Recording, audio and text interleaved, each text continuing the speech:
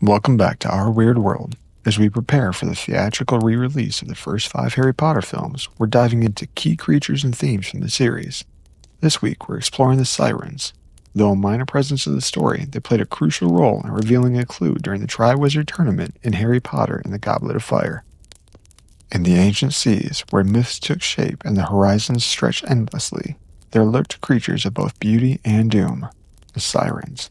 These beings, part woman and part bird in the oldest tales, later evolving into mermaid-like figures, were cursed to dwell on desolate islands, their haunting voices a death sentence to any sailor who strayed too close. Long ago, the Sirens had been divine attendants to Persephone, the beloved daughter of Demeter, but when Hades stole Persephone away to the underworld, they failed to protect her. For their failure, the gods punished them, stripping them of their human forms and granting them an eerie, eternal existence as half-women and half-beasts, doomed to an endless cycle of longing and destruction. Their only solace was their voices, songs so beautiful they could shatter reason itself.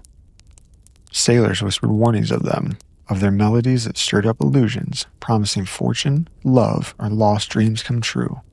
Few lived to tell the tale, for the Sirens' Island was a graveyard of broken ships, their jagged shores littered with the bones of those who had listened. No maps marked their cursed domain, yet all seafarers knew of its peril.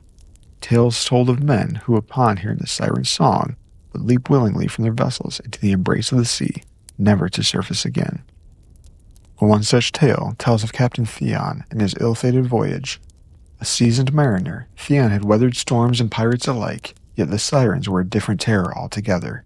He and his crew sailed through deceptively calm seas, when suddenly, the wind carried an ethereal harmony to their ears. It was no ordinary song. It called to them, promising glories untold. "Do you hear it?" one of his men murmured, eyes glazed. "Home. I can see it. My wife. My son. They're waiting for me." Theon too heard the song. He saw visions of his homeland, of loved ones lost to time. The pull was unbearable. His crew, entranced, turned the ship toward the sound. He knew, deep down, what awaited them. The jagged cliffs loomed ahead, marked only by mist, ready to devour their vessel like so many before them. He shouted for them to turn away, to resist, but his words were swallowed by the melody. He watched in horror as some of his men cast aside their duties, reaching for the waves as if the ocean itself was transformed into a golden paradise. One by one they leapt, their bodies swallowed by the deep. Others clung desperately to the ship, hands grasping at unseen figures that only they could see. Feeling himself begin to give into the song, Theon recalled an old trick, one used by Odysseus himself. He seized wax from a nearby lantern and stuffed it into his ears, then did the same for the few crew members who had not yet succumbed. Those who remained enchanted he bound to the mast, their struggles fierce as they fought against him, screaming at the wonders they beheld in their minds. The song grew deafening, a chorus of unbearable longing, but Theon held fast. With trembling hands he seized the wheel, turning the ship away from the jagged coastline and straining against the invisible force that threatened to drag them all into oblivion. The moment the ship broke free from the siren's pull, the spell shattered.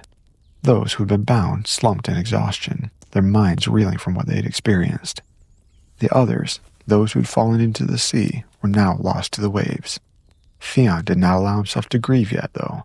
He commanded his remaining men to row, to put as much distance between them and the cursed island as possible. Behind them, the siren's song faltered, their chorus turning into an agonized wail. Another ship had escaped them, but at least some of the men had been lost to their curse. They watched from their forsaken rocks, their enchanting faces twisted in frustration, their voices fading into the sea spray. The waves whispered their lament, a melody that would never cease, waiting for the next ship to pass too close, for the next set of ears willing to listen. The Sirens had not always been monsters. There were whispers among the ancients that they were once goddesses of song, gifted by the muses themselves, their voices meant to bring joy and knowledge. Some believed that their tragic fate was undeserved, that they still wept for the loss of their former selves and Persephone, their songs not just a lure, but a cry of eternal mourning. Their island was not a trap, some claimed, but a prison from which they could never escape. Among the tales of those who perished, there were also whispers of sailors who had, against all odds, encountered the Sirens and lived.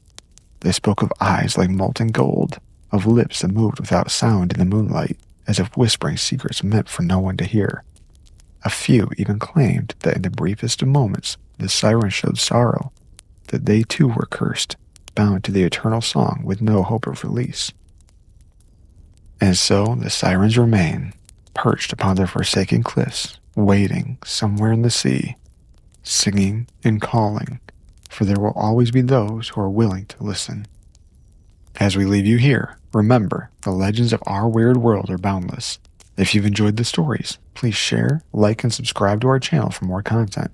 Your support enables us to keep these stories alive. Until next time, stay curious, but always remember, keep a safe distance from the paranormal.